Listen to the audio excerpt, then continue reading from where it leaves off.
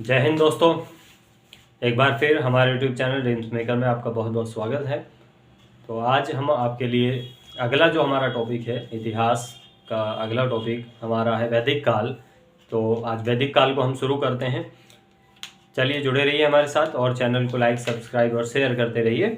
तो स्टार्ट करते हैं। हमारा जो टॉपिक है वैदिक काल। तो वैदिक काल के बारे में आप देखेंगे, सबसे पहले हमें देखिए बिल्कुल बेसिकली बिल्कुल एक बहुत ही जीरो लेवल से आपको पढ़ाएंगे और इतिहास की जानकारी आपको बहुत अच्छे तरीके से देने की कोशिश करेंगे। तो चलें शुरू करते हैं। जैसा कि हमारा सबसे जो पहले आज ये टॉपिक जो है हमारा वो है वैदिक काल। और इस वैदिक काल में हम पढ़ेंगे पहले कि वेदों की रचना किस प्रकार से हुई और वेद शुरू कहाँ से हुए।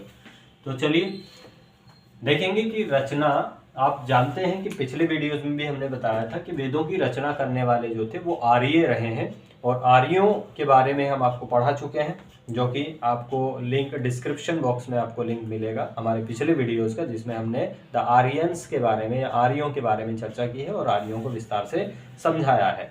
तो इतना हम जानते हैं कि वैदिक काल जो है, उस वैदिक काल में मतलब ये एक वेदों का काल रहा है। इसमें हम वेदों के बारे में पढ़ेंगे, वेदों का काल।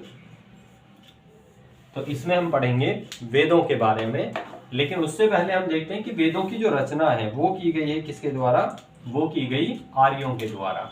और वेद जो है वो एक संस्कृत शब्द, जिसका जो शब्द है वो है विद। तो विद शब्द से इनकी उत्पत्ति हुई है, जिसका अर्थ होता है ज्ञान का होना।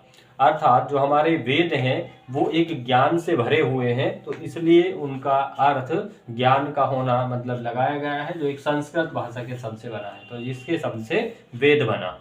अब इनके बारे में हम आगे चर्चा करते हैं।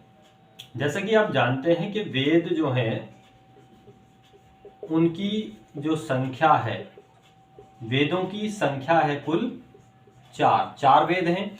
चार वेद कौन कौन से हैं? तो चार वेद हैं। पहला है ऋग्वेद, दूसरा है यजुर्वेद, तीसरा है सामवेद, चौथा अथर्ववेद,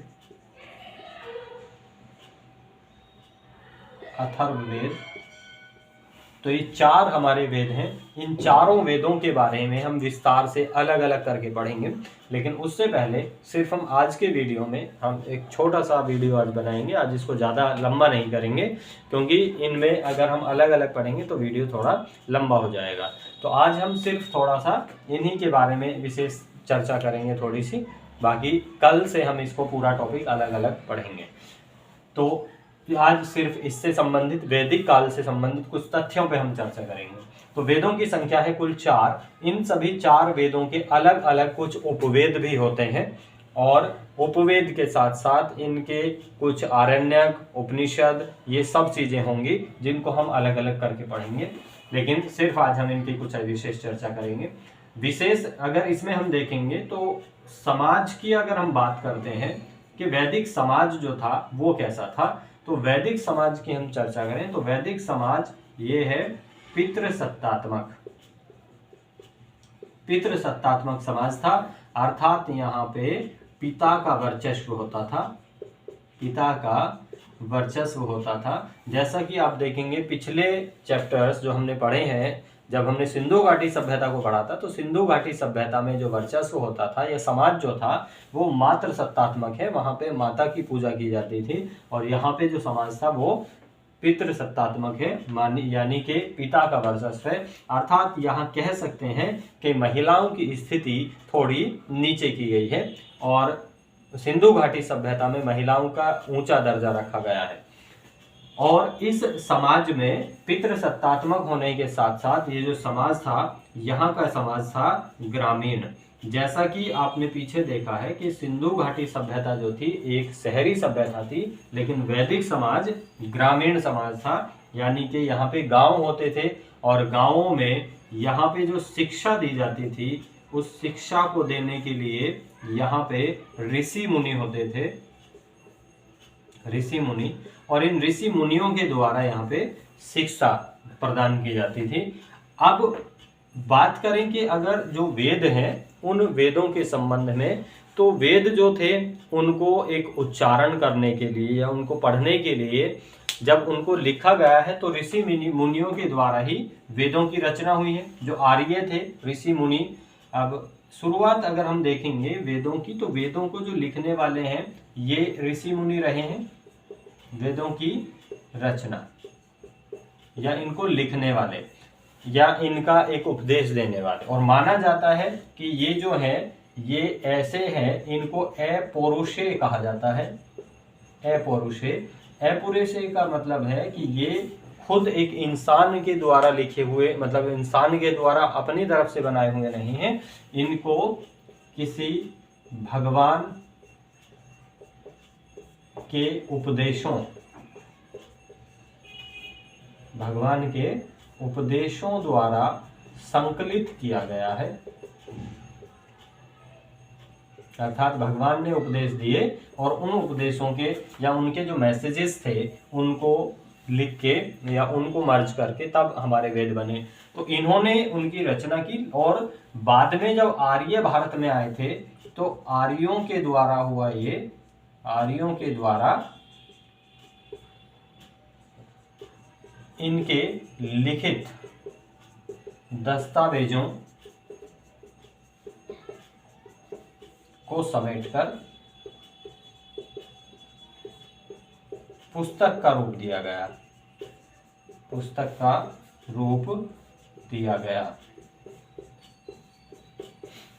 मतलब जब वेद आए थे, जो वेद जो लिखे गए थे, तो वेदों को एक साथ नहीं लिखा गया है, अलग अलग स्थिति में, अलग अलग जगहों पे, अलग अलग लोगों के द्वारा, अलग अलग ऋषि मुनियों के द्वारा उनको लिखा गया है। उस समय आप जानते हैं किसी प्रकार की कोई पुस्तकें नहीं होती थी, कोई लिखने के लिए कलम या इस प्रकार का मतलब पेन वगैरह कुछ ऐसे नहीं होते थे जो आज हैं। उस समय पे आप देखते हैं कि जैसे मोर के पंख से या फिर जो स्याही होती है इंक से और किसी तरह की लकड़ी कलम वगैरह ऐसी चीज़ों से लिखा जाता था। और लिखने के लिए या तो वो पत्ते का यूज़ करते थे, मतलब जो वृक्षों के जो बड़े बड़े पत्ते होते, ताड़ पत्र वगैरह जिनको बोलते थे, तो ताड़ पत्र पे वो लिखने का काम करते थे। या वृक्षों की छाल होती थी, जो पेड़ होता था उसकी छाल उतार ली जाती थी और उसकी छाल पे लिखते थे ताकि जल्दी से डिकम्पोज ना हो या जल्दी से वो खराब ना हो, तो उन पे लिखा जाता था। और उनको लिख के अब जो ऋषि मुनि थे उन्होंने उनको कहाँ कहाँ रखा, या कोई एक उनको रखने का कोई पर्टिकुलर प्लेस है ऐसा कुछ नहीं होता था, जिसके कारण वो अलग अलग जगहों से अलग अलग समय के आधार पे लिखे हुए माने गए हैं।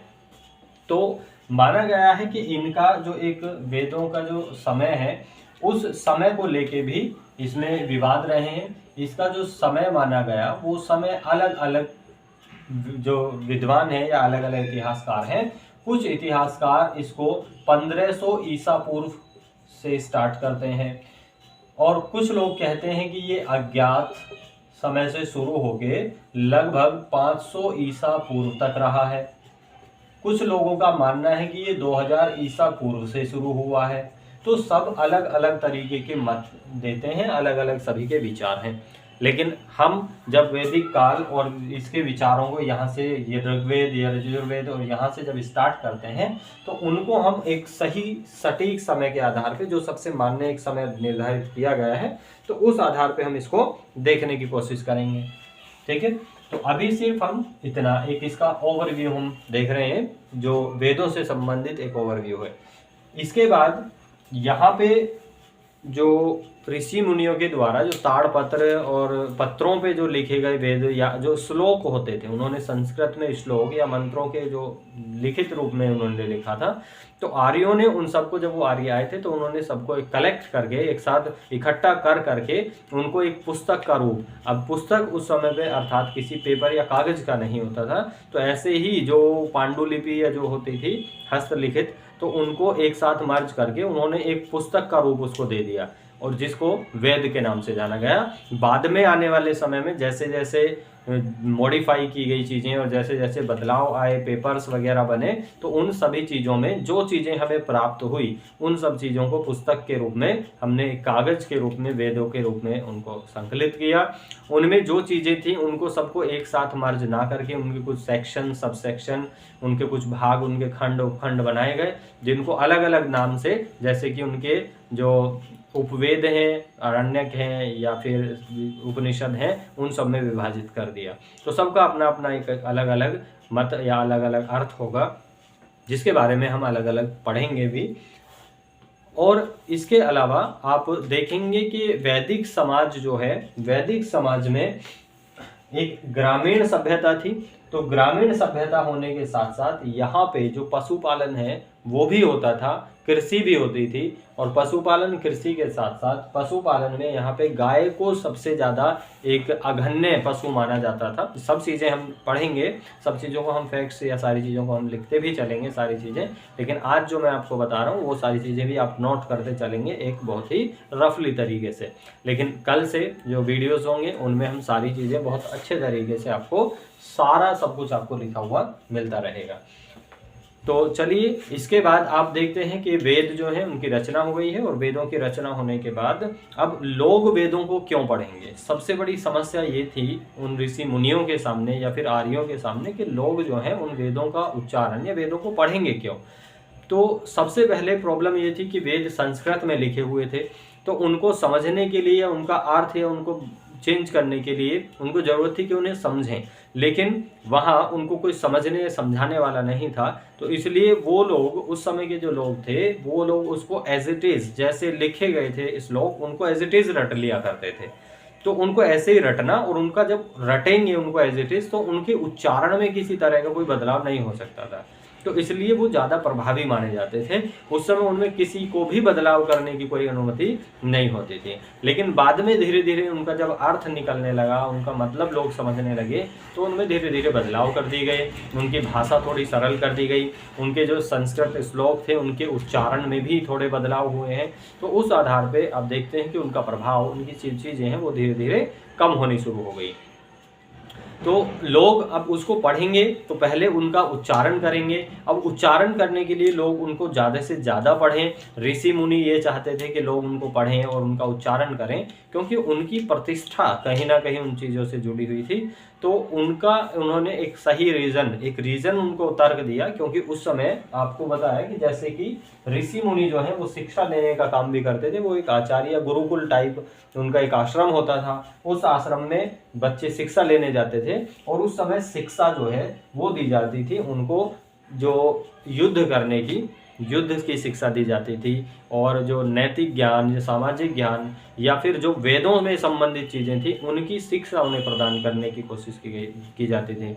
और उनको जैसे धनुर्विद्या सिखाना, तलवार चलाना और हथियारों का उपयोग करना, युद्ध भूमि में लड़ना, ये सारे सिद्धांत भी उनको सिखाए जाते थे। लेकिन अब वो बच्चे या वो जो सीखने वाले लोग होते थे वो उनको वेदों को क्यों पढ़ेंगे। तो इस बात की चर्चा थी कि वेदों में जो संस्कृत हैं या जो श्लोक दिए गए हैं, उन वेदों के श्लोकों का उच्चारण करने से उनकी ऊर्जा बढ़ती है, और उनके द्वारा जो चलाए जाने वाले जो धनुष बाण या जो भी उनके जो शस्त्र होते थे, उन शस्त्रों का प्रभाव बढ़ जाता है। तो इसलिए वो लोग उनको उच्चारण करते थे, वेदों को पढ़ते थे, वेदों के श्लोक जो हैं उनको एज इट इज रट के और उनका मंत्रोच्चारण किया करते थे। इसके बाद ऋग्वेद जो था वो सबसे पहले, सबसे पुराना वेद था, और इसके लास्ट में आते आते ऐसे कुछ चेंजेस हो चुके थे जिसमें धीरे धीरे वेदों की जो प्रतिष्ठा थी वो कहीं ना कहीं बहुत कम हो चुकी थी, बहुत धीरे धीरे घटती जा रही थी, जिसकी वजह से वेदों की तरफ लोगों का ध्यान कम होना शुरू हो चुका था, और इस समाज में बहुत सारी बुराइयां भी शुरू हो चुकी थी। तो ऐसे वो कारण क्या थे, या ऋग्वेद में ऐसी क्या समस्याएं आने लगी थी, तो उन चीज़ों के बारे में हम कल चर्चा करेंगे। क्योंकि कल हम अपना पूरा वीडियो होगा, पूरा जो लेक्चर होगा वो कल हम पूरा सिर्फ ऋग्वेद के ऊपर ही रखेंगे। चलिए, तो आज के लिए बस इतना ही, एक ओवरव्यू की तरह से आज की हमने क्लास ली है। तो कल हम आपके लिए पूरा क्लास लेके आएंगे ऋग्वेद का। इन सब चीज़ों को आप नोट करिए, क्योंकि ये भी इम्पोर्टेंट चीज़ें हैं, फैक्चुअल चीज़ें हैं, और कल से हम ऋग्वेद के साथ साथ उसकी सारी चीज़ें सब कुछ हम डिटेल में पढ़ेंगे। इसमें कितने श्लोक हैं, कितने सूक्त हैं, इसके उपनिषद कौन से हैं, इसके आरण्यक कौन से हैं, इसका उपवेद कौन सा है, क्या काम है, इसमें और क्या क्या चीज़ें होती थी, तो वो सारी चीज़ों को हम पढ़ेंगे कल, और इसके बाद एक एक करके हम सारों को पढ़ते जाएंगे। चलिए जुड़े रहिए हमारे साथ। आज के लिए बस इतना ही, और उसके बाद हम वैदिक काल के समाज के बारे में, आर्थिक स्थिति, उन सब चीज़ों के बारे में भी चर्चा करेंगे जो कि यूपीएससी लेवल पे बहुत इंपॉर्टेंट हो सकती हैं। तो आज के लिए बस इतना ही, कल हम मिलेंगे इसी टाइम आपके साथ। जुड़े रहिए, चैनल को लाइक, सब्सक्राइब और शेयर करना ना भूलिए। तो चलिए आज के लिए धन्यवाद, थैंक यू सो मच।